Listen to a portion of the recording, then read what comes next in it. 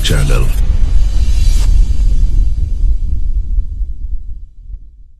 Assalamualaikum warahmatullahi wabarakatuh.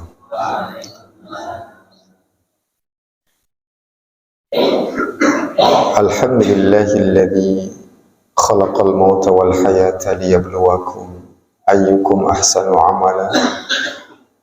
Asyhadu an la ilaha illallah wahdahu la syarika lah wa anna Muhammadan abduhu wa rasuluh.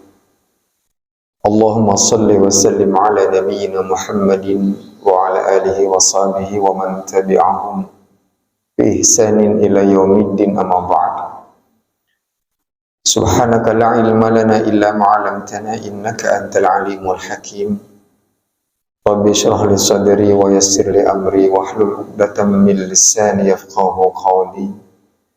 Raditu billahi rabba wa bil islami dina wa bi Muhammadin sallallahu alaihi wasallam nabiyya. Khafillah rahimakumullah, Bapak Ibu kaum muslimin, jamaah salat maghrib badanallahu wa iyyakum. Alhamdulillah, segala puji bagi Allah. Allah Al-Ghani, Allah zat yang maha kaya. Semua apapun yang ada di langit, yang ada di bumi adalah milik Allah. Kalau sekarang kita merasa memiliki sesuatu, itu hanya dititipi oleh Allah. Barang titipan itu sebetulnya sulit untuk dijadikan sebagai alat kesombongan. Harusnya kita maknai setiap titipan itu pasti akan diminta kepada pemilik aslinya. Jangan pernah malu minta kepada yang maha kaya. Itulah bedanya Allah dengan kita. Kalau kita bertemu dengan manusia, bertemu dengan teman kita, dan teman kita ketika bertemu dengan kita selalu minta. Ketemu minta, ketemu lagi minta. Mungkin sekali dua kali kita bisa kasih. Tapi kalau keterusan, kayaknya kita tidak suka itu. Malah kita menghindar untuk berjumpa dengan orang yang kalau bertemu dengan kita selalu minta. Tapi Allah semakin diminta semakin suka. Jadi kalau kita tidak pernah minta kepada Allah, justru Allah tidak suka dengan kita. Harusnya kita rajin, semangat untuk minta kepada Allah. Jadi Allah itu paling senang kalau hambanya meminta. Kenapa? Di situ ada makna tauhid yang besar. Bahwa satu-satunya zat yang bisa dimintai pertolongan, yang dimintai untuk bisa memenuhi kebutuhan, ya Allah. Dan bertahanlah dengan permintaan yang Allah tidak berikan. Jangan pernah bosan, Pak. Yakin jangan pernah bosan. Mungkin ada di antara kita yang minta kepada Allah bertahun-tahun, tapi Allah tidak ijabah. Itu memang ada dua kemungkinan. Yang pertama, karena memang kita tidak layak mendapatkan itu. Atau yang kedua, sebagai sarana kita untuk memasuki surganya Allah. Jadi husnudzon saja. Kalau kita minta tidak diberi oleh Allah, bahkan tahunan kita minta itu, sepanjang hidup kita minta tidak diberi oleh Allah sampai kita meninggal, itu boleh jadi jalan kita mendapatkan surganya Allah. Dan orang ketika minta langsung dikasih, nanti kayaknya kurang usahanya. Dalam urusan minta ini, yang dalam syariah disebut dengan doa, salah satu adabnya itu dengan sir, dengan lembut. Karena Allah juga Al-Latif, zat yang maha lembut. Maka mintalah kepada Allah dengan lembut. Dan Masya Allah ya, Ketika Allah ciptakan organ tubuh kita nih Pak, luar biasa. Kita ini kan makan sesuatu yang kemudian diproses di dalam lambung kita. Pabrik gula Pangkah itu, walaupun sekarang tutup, dulu kan pernah jaya kan. Itu kalau pas lagi panen tebu, metik, itu dari pabrik, giling, sampai jalan kedengeran itu Pak.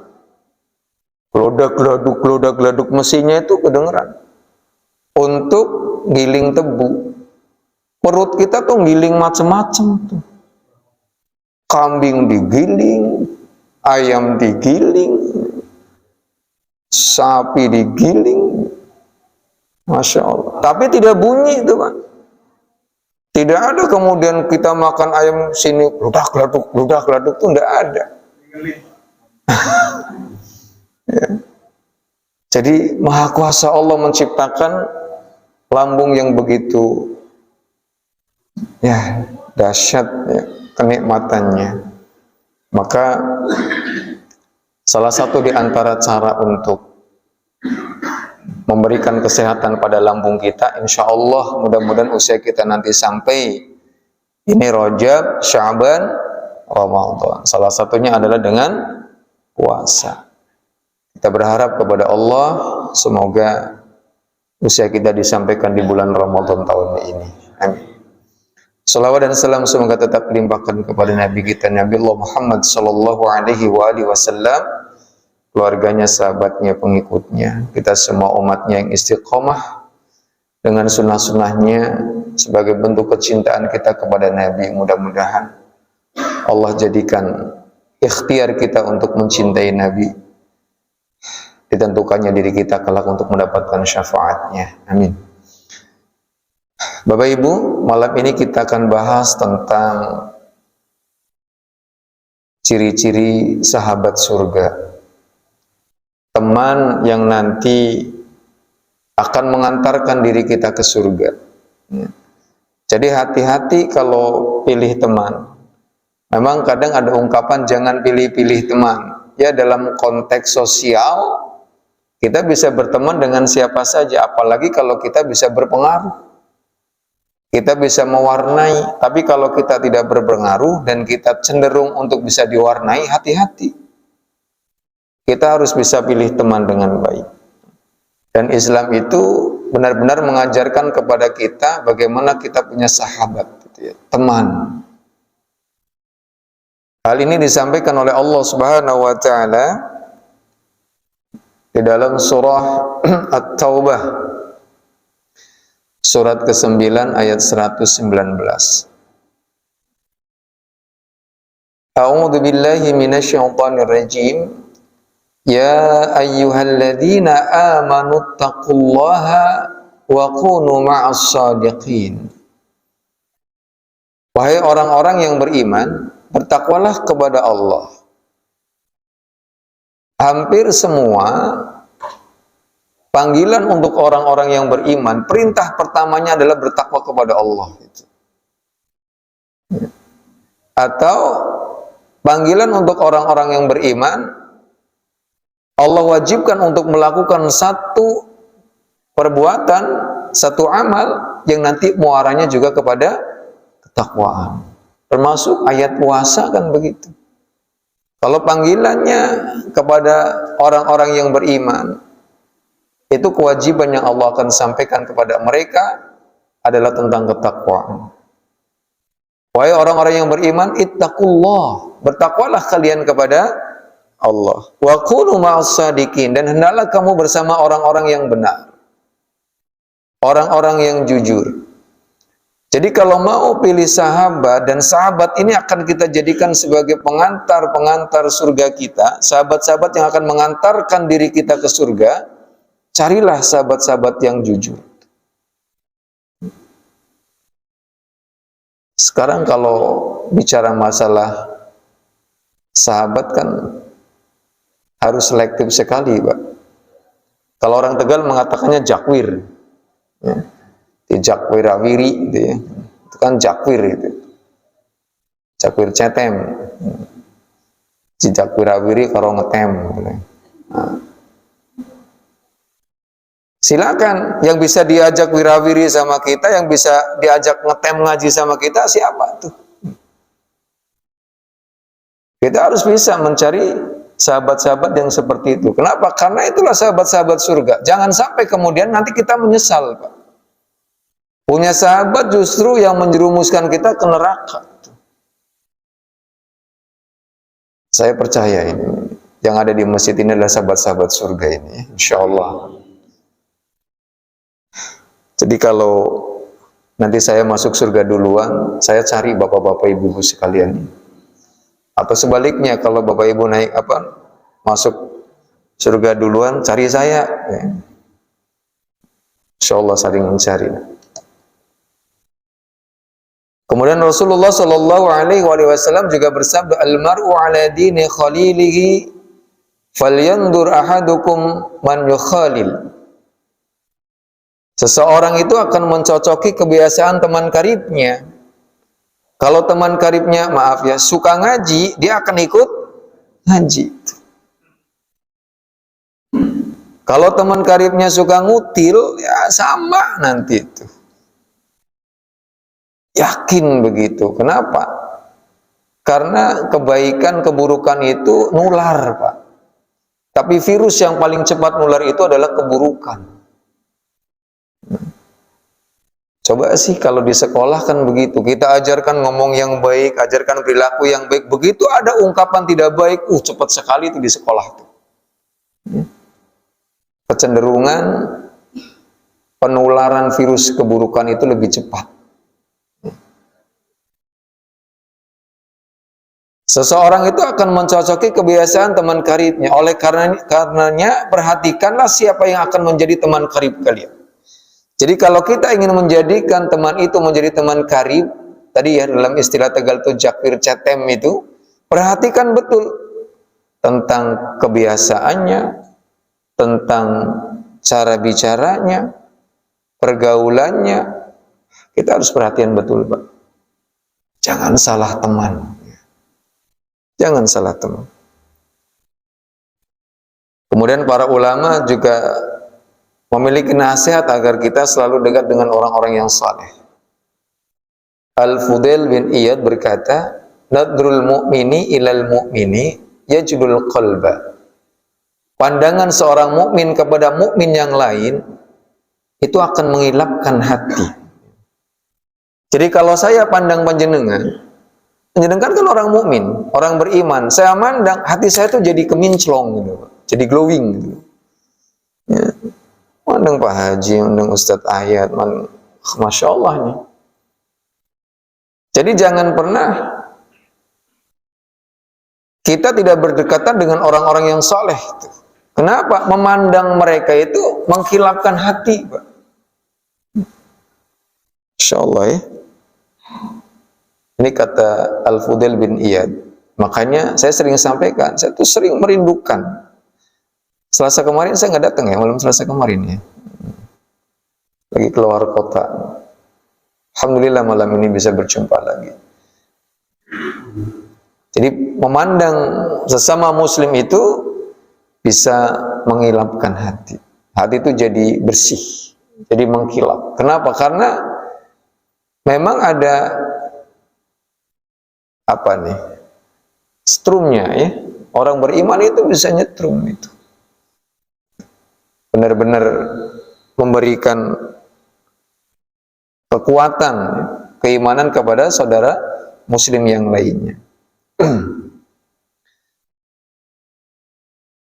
Hadis Nabi Shallallahu Alaihi Wasallam yang sudah cukup masyhur kita dengarkan,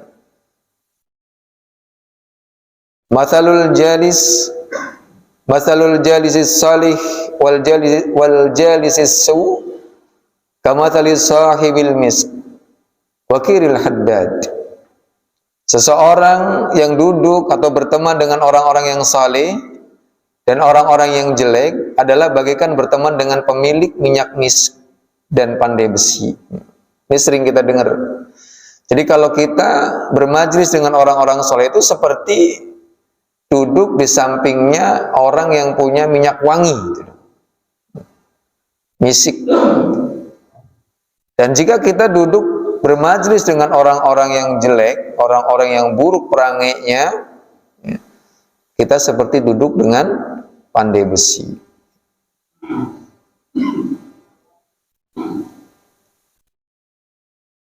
La ya'damuka min sahibil miski imma tashtari. Jika engkau tidak dihadiahkan minyak misik olehnya, engkau bisa membeli darinya atau minimal autajidu rihahu, atau minimal kita akan mendapatkan baunya. Jadi kalau kita tidak bisa beli, kita bisa dapat baunya, ikut wangi. Coba panjenengan, maaf ya, kita kurang soleh, berteman dengan orang soleh, kita kelihatan soleh, Pak. Walaupun katonetok buapa gitu ya. Tapi itulah yang menjadikan kita bisa mulia. Makanya kemuliaan diri seseorang itu bisa ditempelkan dengan kemuliaan yang lain. Jadi kalau kita kurang mulia, maka tempelkanlah diri kita kepada perkara-perkara yang mulia. Pernah saya sampaikan itu kan. Jadi kalau kita ingin mulia, tempelkan di tempat yang mulia. Masuk masjid, duduk di majelis ilmu, tempelkan saja, walaupun kita sebetulnya kurang mulia tuh. Masih ada dosa, masih sering berbuat kesalahan, tapi kalau kita tempelkan di tempat-tempat yang mulia, insya Allah kita bisa ikut mulia. Tempelkan kepada orang-orang yang mulia, orang-orang saleh. Sering bermajlis dengan mereka, sering duduk dengan mereka, sering bareng dengan mereka, itu Masya Allah. Makanya Bapak Ibu sekalian, kalau safar, Islam itu mensyariatkan harus mengangkat imam. Imam yang paling baik itu adalah yang bisa memberi nasihat. Selain bisa ngimami sholat, tapi bisa memberi nasihat. Jadi kalau piknik itu jangan cuma cari TL, tour leadernya saja. TL-nya itu harus bisa memberi nasihat. Sehingga tahu, ini waktunya sholat, kita sholat dulu. Ya. Dan kalau sudah mengangkat imam di dalam safar, itu tidak boleh menselisihi imam itu. Umpamanya jamaah Masjid Abu Bakar mau diumrohkan gratis. Amin. Angkat imamnya, Ustaz Ayat nih jadi imam. Ketika beliau mengatakan berangkat, gak boleh. Telat mani mau kena otet, tak selonjor nisit, gak boleh. Kenapa? Karena mengangkat imam untuk diikuti. Waktunya makan, itu jangan, mau disit lah, ini dulu, itu dulu, gak boleh itu. Dan perjalanan kalau dengan orang yang berilmu, itu sepanjang perjalanan, Masya Allah. Ya, jadi berkah semua itu, Pak. Saya sering menyampaikan bab tentang syukur itu di dalam safar. Kalau ada orang sudah digratiskan pikniknya, tapi dia pengennya duduk di depan. Begitu dapat tempat duduk, ternyata duduknya di tengah atau di belakang. Kalau dia tidak ridho dengan tempat duduk itu, sepanjang perjalanan tidak akan menikmati itu. Lihat yang di depan, pengen di depan. Yang lainnya menikmati pemandangan ini, jagung nang tengah kayak kiye, mumet ini itu. Ya. Yang lainnya bisa menikmati makanan dalam kendaraan, ini kecut semua rasanya itu. Ya. Kenapa? Karena dia tidak bersyukur dengan tempat duduknya. Yang dijadikan fokus pada diri dia itu tempat duduk saja. Padahal di luar sana pemandangan bagus, banyak yang ngasih sedekah makanan, nggak ada yang enak gitu. Ya.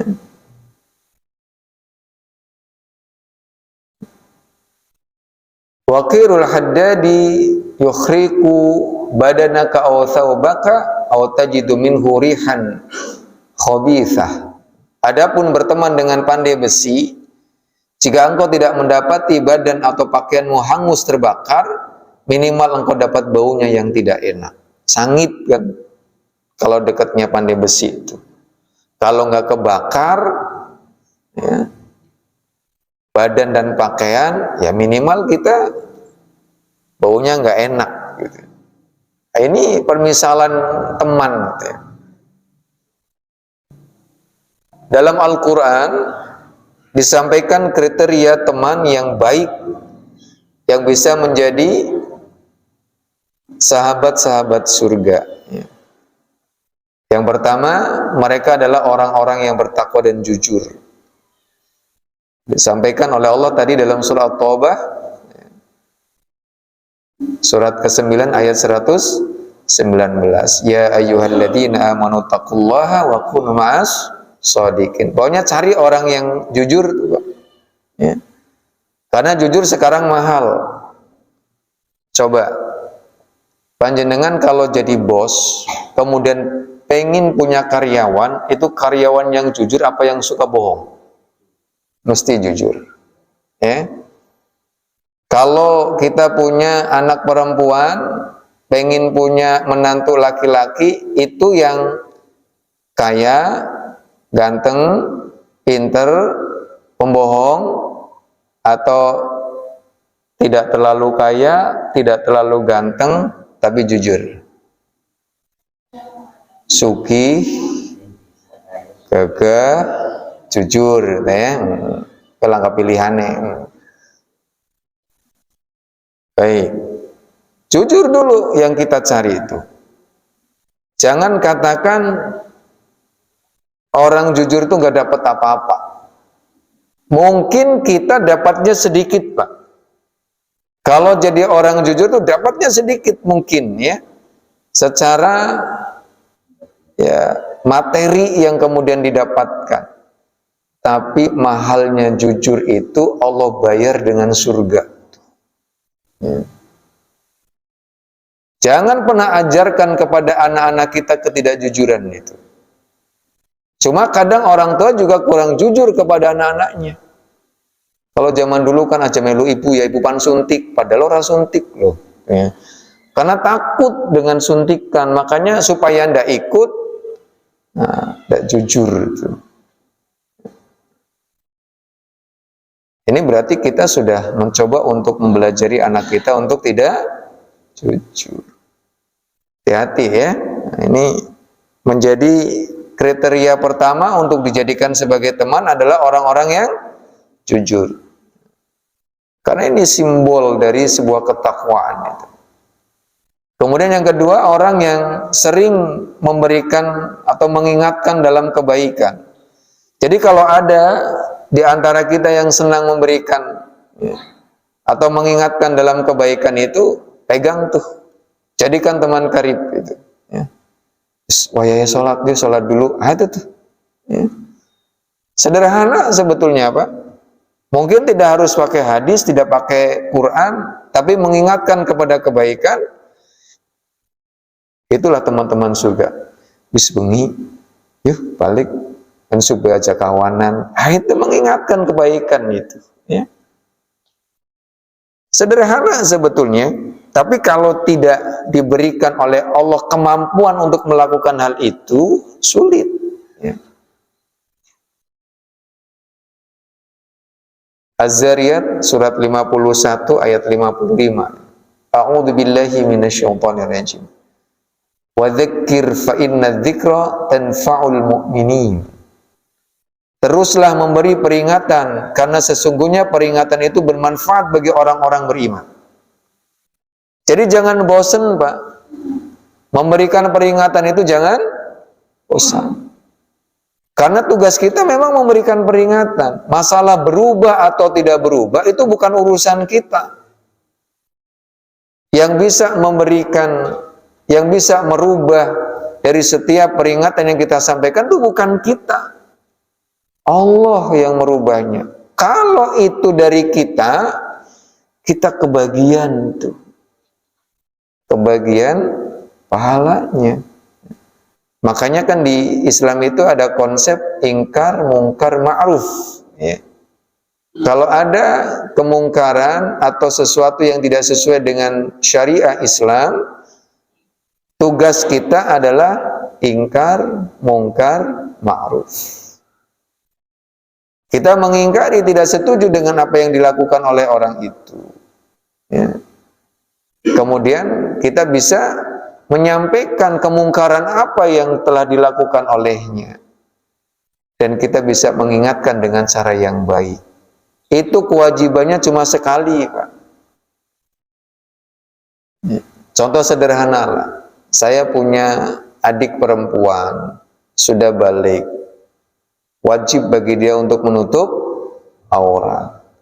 Kalau keluar gak pakai jilbab, ke warung gak pakai jilbab, nyapu di depan gak pakai jilbab, alasannya kan cuma sebentar. Kan kadang banyak yang seperti itu. Kenapa gak pakai jilbab? Kan cuma keluar sebentar kok, gak apa-apa. Nah, kewajiban saya itu ada ingkar mungkar ma'ruf. Dan kalau tidak dilakukan, maka saya berdosa. Saya panggil adik saya, sini duduk. Kamu telah melakukan satu perbuatan yang menyalahi syariah. Mas nggak setuju kalau kamu seperti itu. Itu ingkarnya, mungkarnya sampaikan. Kamu tuh sudah balik, wajib untuk menutup aurat. Kalau ada ayat sampaikan. An-Nurnya. Assalamualaikum warahmatullahi wabarakatuh. Sampaikan itu, Pak. Kemudian ma'rufnya dengan cara yang baik, kalau bisa kasih hadiah. Nih, sudah dibelikan jilbabnya, besok dipakai. Ternyata besoknya tidak dipakai. Maka saya sudah gugur mengingatkannya, karena kewajibannya cuma sekali. Adapun besok saya sampaikan lagi, besoknya saya sampaikan lagi. Itu sifatnya sunnah. Jadi tugas kita adalah mengingatkan. Kalau kita orang Jawa tuh biasanya ada rasa tidak kepenak, Pak. Orang penak ya Pak ngomong itu. Biasa runtang-runtung bareng. Jangan begitu. Kalau kita ingin menyelamatkan sahabat-sahabat kita, sampaikan saja. Nanti anggar mutungi priben, ya sudah. Kan kita niatnya mengingatkan kebaikan. Bahkan Nabi Shallallahu Alaihi Wasallam menyampaikan wa Nabi Mas'ud, dari Abu Mas'ud radhiyallahu an, qala berkata, qala Rasulullah Shallallahu Alaihi Wasallam, man dalla ala khairin falahu mithlu ajri fa'ilihi.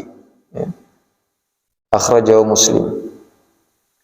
Siapa yang menunjukkan seseorang kepada kebaikan, maka ia memperoleh pahala seperti pahala orang yang melakukannya.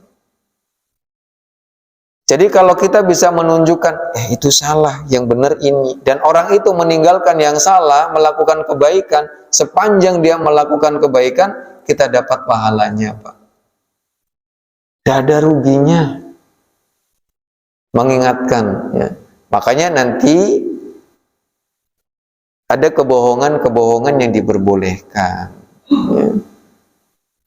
Yang pertama, berbohong untuk menunjukkan tempat-tempat maksiat itu, Pak.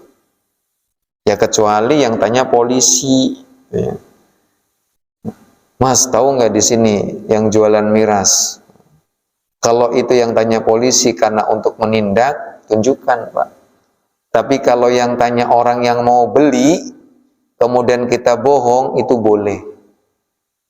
Orang paham, Mas, dengan ini sing dodolan siu nengendi. Padahal kita tahu tempatnya di mana, bohong. Ya.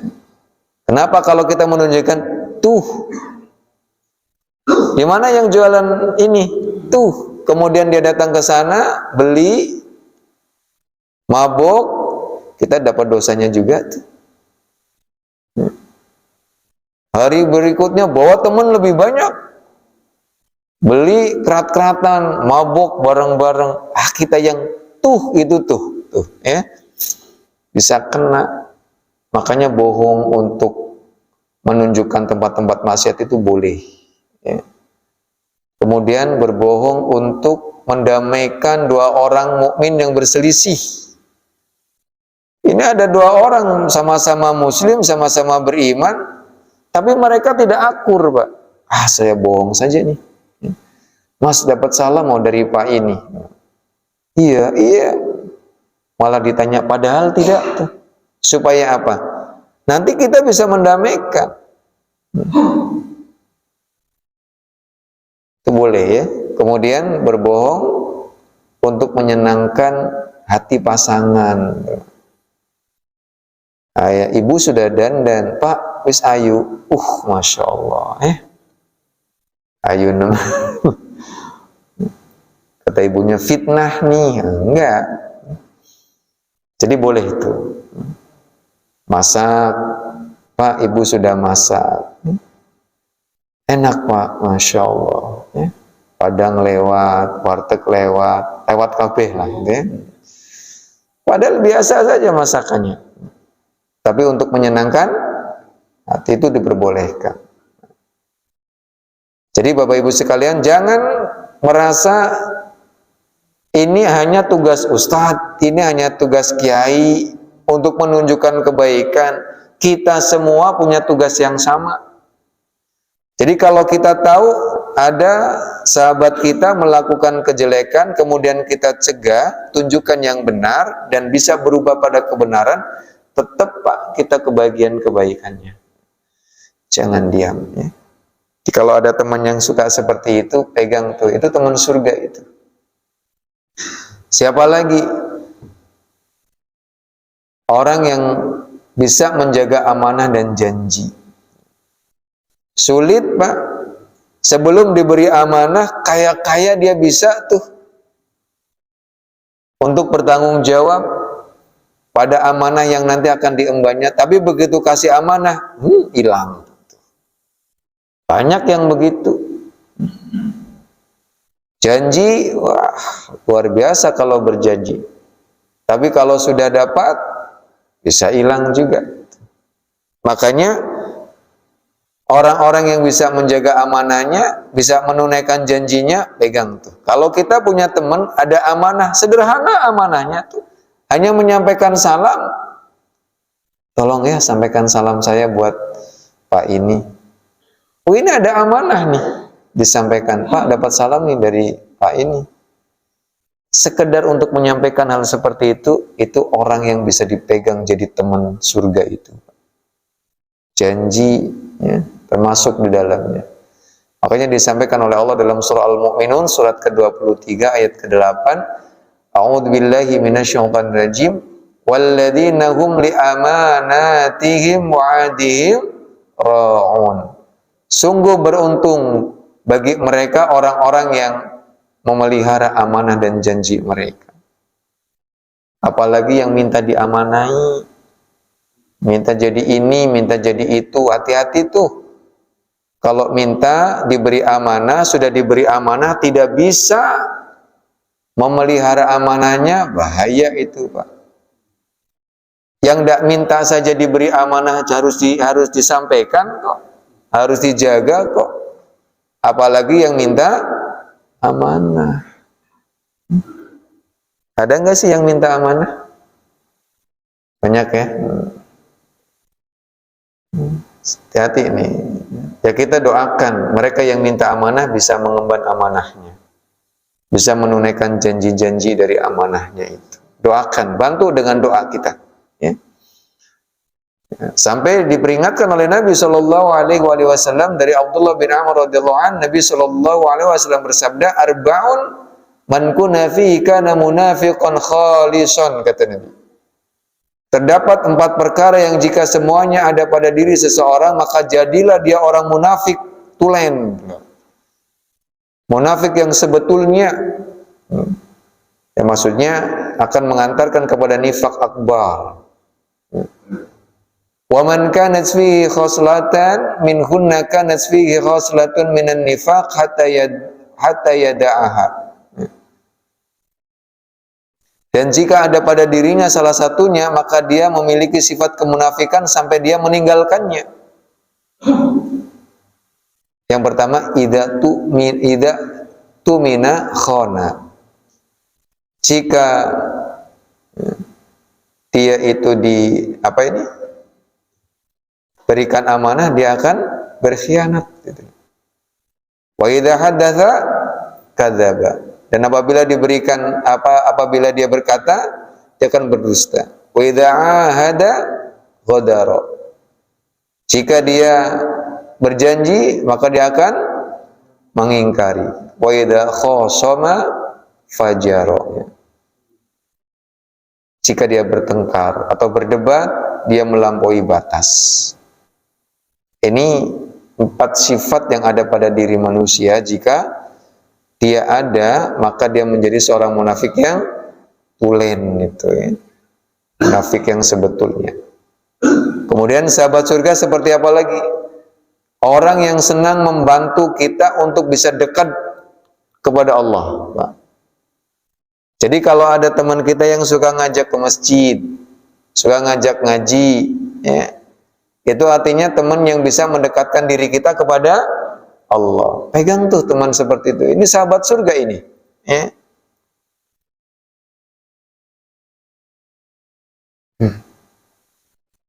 Kemudian ya, peringatan Allah dalam Al-Quran, kalau kita sampai salah memilih teman, ini dalam surah Al-Furqan surah 25 ayat 28 sampai 29. Jadi kalau kita tidak pegang tuh teman-teman yang model seperti tadi, yang suka menunjukkan kebaikan, yang jujur, yang memegang amanah, yang menunaikan janjinya, yang bisa amar ma'ruf nahi mungkar kepada kita, salah kita cari temannya, maka kita diberikan peringatan oleh Allah tentang konsekuensi ketika salah memilih teman. Surah Al-Furqan surah 25 ayat 28 sampai dengan 29. A'udzu billahi minasyaitonir rajim. Ya wailata laitani lam attakhidh fulanan khalila. Celakalah aku, sekiranya dulu aku tidak menjadikan si fulan sebagai teman setia. Laqad adallani 'anil dzikri ba'da id ja'ani wa kana syaitanu lil insani khadula. Sungguh dia benar-benar telah menyesatkan aku dari peringatan, itu dari Al-Qur'an. Ketika telah datang kepadaku, setan itu adalah makhluk yang sangat enggan menolong manusia. Ini jangan sampai salah teman, Pak. Jangan sampai salah memilih teman. Nanti penyesalannya di akhirat. Ya. Sampai mengatakan, jika sekiranya dulu aku tidak menjadikan si fulan menjadi sahabatku, teman setiaku. Kenapa? Karena kalau sudah dengan teman itu banyak serba tidak enaknya. Dan ini menjadi perangkap-perangkapnya setan.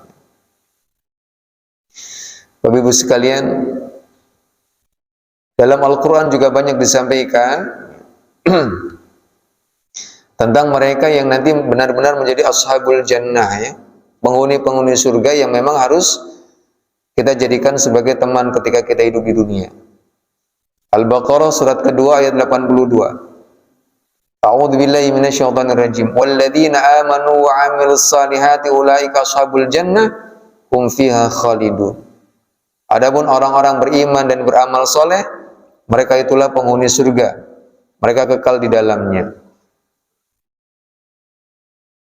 Jadikan orang-orang soleh, orang-orang yang suka beramal, dengan kebaikan-kebaikan, menjadi sahabat-sahabat kita. Siapa lagi? Orang yang tidak takut dengan kesedihan, ya. Orang yang selalu bergantung kepada Allah sehingga tidak punya rasa takut menjalani kehidupan, karena dia yakin akan janji dari Allah. Surah Ar-Rum surat 30 ayat ke-60. Fasbir inna wa'dallahi haqqun wa la tastakhifannaka alladhina la yuqinun. Maka bersabarlah engkau. Nah, ini disampaikan kepada Nabi Muhammad SAW, sesungguhnya janji Allah itu benar. Jangan sampai orang-orang yang tidak meyakini kebenaran ayat-ayat Allah itu membuat engkau bersedih. Jadi kalau kita diancam oleh mereka, orang-orang yang tidak yakin kepada Allah, jangan takut. Kita harus yakin dengan janji Allah. Mungkin kita bisa mendapatkan kesengsaraan untuk urusan dunia, tapi yakinlah bahwa Allah itu benar janjinya. Jangan takut, ya. kalau kita benar-benar berada di dalam kebaikan. Kemudian dalam surah An-Nahl surat 16 ayat 90. Innallaha ya'muru bil 'adli wal ihsan wa ita'i dzil qurba wa yanha 'anil fahsya'i wal munkari wal baghi ya'idzukum la'allakum tadhakkarun. Ini sering dibaca ketika akhir khutbah ya. Sesungguhnya Allah menyuruh berlaku adil. Nah, ini ahli-ahli surga begitu tuh. Berlaku adil. Kemudian wal ihsan, senang untuk berbuat kebaikan.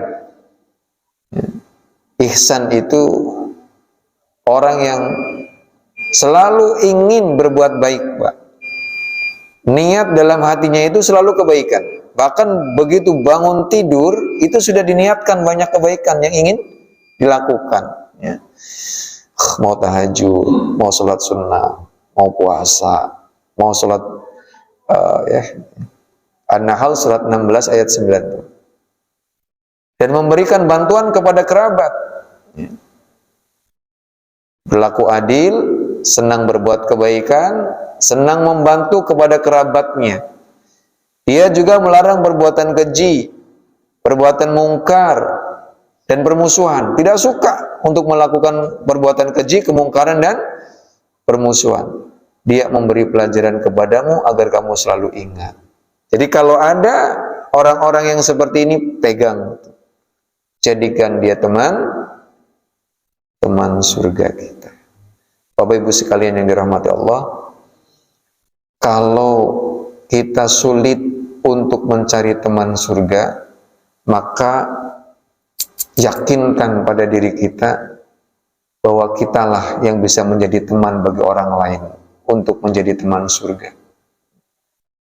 Biar orang itu, supaya orang itu bisa menjadikan kita sebagai teman surganya. Kalau kita merasa, mana nih yang akan saya jadikan teman surga?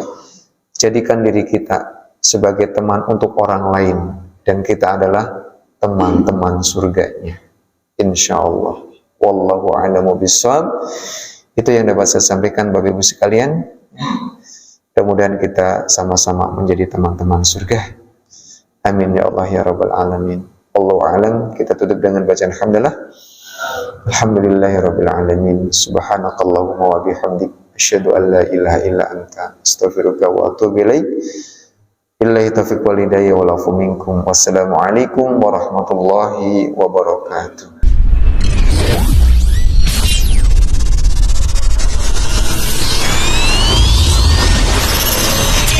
See Now Channel